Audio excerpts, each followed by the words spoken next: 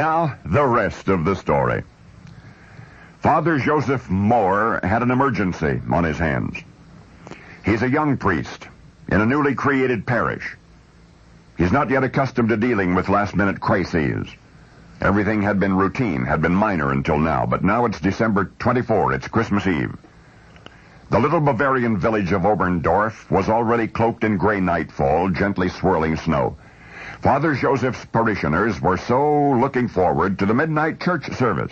For them, Christmas would simply not be Christmas unless it was heralded by the choir singing joyful carols, accompanied by the chapel organ. That was the problem, the organ. Or rather, the absence of it.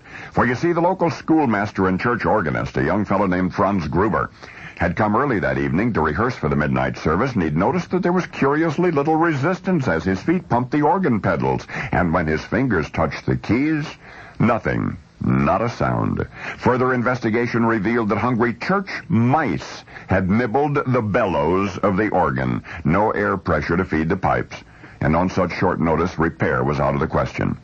So, organist Franz reluctantly made the announcement to Father Joseph.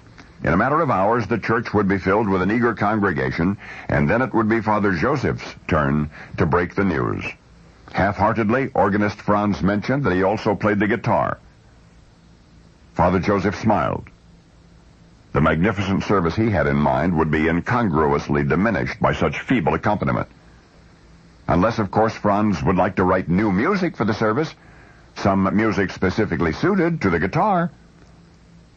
Now Franz was smiling, but Father Joseph was serious. With so little time to work, neither could expect a profound and polished finished product, but for the sake of a Merry Christmas, they would have to do their best. With the midnight service fast approaching, Franz hurried home to get his guitar and some blank staff paper. And when he returned to the church, Father Joseph handed him a poem of 3 verses. Father Joseph had written the poem himself. He had actually composed it the day before without knowing how quickly it would become of use. Franz took the poem, began scoring for 2 solo voices, chorus and guitar accompaniment. The lines of music flowed onto the paper like sacramental wine. Perhaps the melody was a bit too naive, a little too simple, but there was no time to embellish that. Soon the choir would be arriving. They would need copies. Would there be a few minutes to rehearse? No time to rehearse. They would have to perform it cold. Americans, what you have just heard is how a Merry Christmas came to a little Bavarian village in 1818.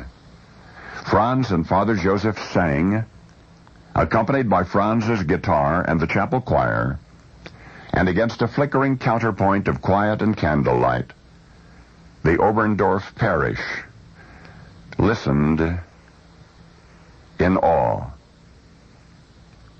Because hungry mice had hushed the church organ, the music for their midnight service had been a rush job, and yet the spontaneous creation of Franz Gruber, inspired by the simple poetry of Father Joseph Moore, unleashed a power born of stillness, a music reflecting majesty. For the unsophisticated little Christmas song they wrote